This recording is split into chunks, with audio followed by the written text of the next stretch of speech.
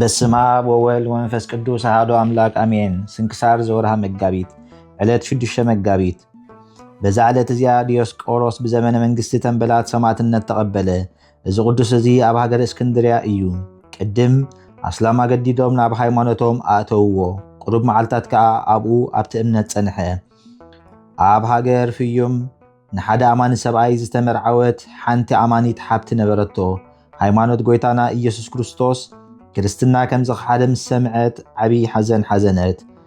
ካብኡ ንሳ ከምዚ ክትብል መልእኽቲ ለኣኸትሉ፣ ኣነስ ናትካ ዜና ብክርስትንኡ መይቱ ዝብል ክሰምዕ ምፈተኹ ምተሓጐስኩ።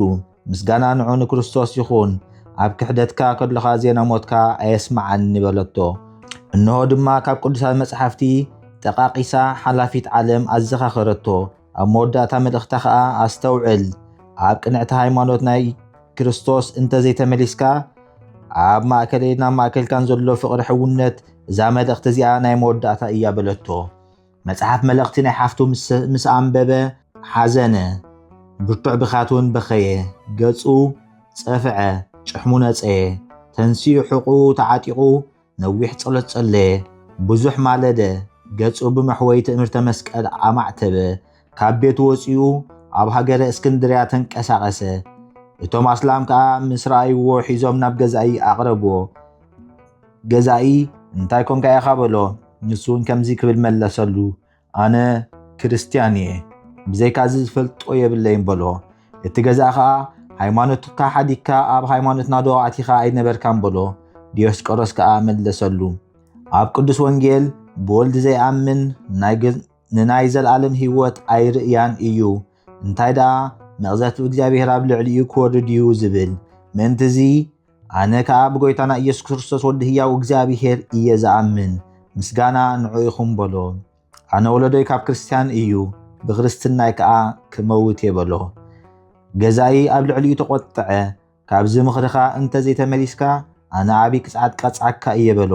ንሱ ድማ በቲ ቅፅዓቱ ኣይፈርሐን፣ ካብቲ ጽቡቕ ምኽሩ እውን ኣይተመልሰን። ገዛኢ ከዓ ብዓብይ ቅፅዓት ቀፅዖ፣ ወሲኹ ድማ ኣሰሮ። ቁሩብ መዓልታት ኣብ ቤት ማእሰርቲ ጸንሐ። ድሕሪዚ ኣብ ቤት ማእሰርቲ ኣውፅኦ። እንተተመሊስካ ብዙሕ ገንዘብ ክህበካ እየ ኢሉ ብዙሕ ኪዳናት ኣተወሉ። እንተዘይኮይኑ ግን ብሓዊ ከቃጽልዎ ከም ዝኾኑ ነገሮ። ዲዮስቆሮስ ግና ኣነስ ብዘይካ በዚ መሕወይ ዝኾነ ሃይማኖተይ ክርስትና ብኻልእ ኣይመውትን እየ በሎ። ካብኡ ኣብቲ መእተዊ ዓዲ ጉድጓድ ክዒቶም ኣዕፃው ክመልእዎ እሞ ሓዊ ኣጊዶም ከንድድዎ ኣዘዘ። ከም ዝኣዘዞም ከዓ ገበሩ። ሓልሃልታ ኣጸቢቑ በርትዐ። ሽዑ በቲ ግዜቲ እቶም ደቂ ዓዲ ኩሎም ሃረምዎ፣ ኣጸቢቖም እውን ቀጥቀጥዎ። ስጋኡ ብኻራ ጥብሕብሕ ኣቢሎም መወዳእታ ድማ ናብ ሓዊ ደርበይዎ። ነፍሱ ናብ ኢድ እግዚኣብሔር ኣማዕቆበ። ኣኽሊል ሰማዕትነት ናይ መንግሥተ ሰማያት ተቐበለ። በረኸት ኣምላኹ ምሳና ይኹን ንዘለዓለም ዓለም ኣሜን። ሰላም ለዲዮስቆሮስ መንገለ አሚን ዘተሰህበ መልእልተ አሃቱ ጽሑፈ በጊዜ አንበበ ንትፈተ ስጋሁ በሐፂን ያስተዓጸበ ወአስተቃለለ አመ ይወዲ ወካዕበ ዘአዘቅተ እሳት እሙቅ ወዘበድነ ላሂበ። ሰላም ለዲዮስቆሮስ ናብ መንገለ እምነት ዝተሳሕበ መልእኽተ ሓፍቱ ጽሑፍ ምስ አንበበ ሙጓእ ስጉኡ በሐፂን ኣይገረሞን እያስተዓጸበ ኣቃለለውን ምስ ኣእተውዎ ደጊሞም ከዓበ ኣብ ጉድጓድ ሓዊ ዓሚቕ ሃላልትኡ ዝብለሃበ። በዛ ዕለት እዚኣ ንቅዱስ ቴዎዶስዮስ ኤጲስቆጶስ ናይ ሃገረ ቆሮንጦስ ኣብ ደሴት ቆጵሮስ መዘከርታ ዕረፍቱ እያ። ነዚ ቅዱስ እዚ ዮልዮስ መኮንን ናይ ቆጵሮስ ኣብ ዲዮቅሊጥያኖስ ዝተሸመ ዜንኡ ሰምዐ። ናብኡ ፀዊዑ ምስጋና ንዑ ይኹን ንክርስቶስ ክኽሕድ ንርኹሳት ጣዖታት ክሰግድ ሓተቶ። ቅዱስ ቴዎዶስዮስ ከዓ መለሰሉ፣ ኣነስ ብጎይታይ ኢየሱስ ክርስቶስ ወዲ ህያው እግዚኣብሔር ፈጣሪ ኩሉ ዓለም ኣኣምን፣ ንዑ እየ ዝሰግድ በሎ። ቅዱስ ቴዎዶስዮስ ትእዛዙ ምስምዑ ምስ ኣበዮ ብመቕጻዕቲ ቆርበት ማለት ብመጽዓን ዓብይ መቕጻዕቲ ቀጽዖ። መሊሱ ከዓ ሰቐሎ። ኩሉ ስጋኡ ዝግልግል ኣበሎ። ኣብ ስቕለቱ ኣውሪዱ ብሓዊ ዘርሰንዎ ኣብ ዓራት ሓፂን ኣደቀሶ። ካብዚ ኩሉ ኩነኔ ግን ዋላ ሓንቲ ኣይተንከፎን።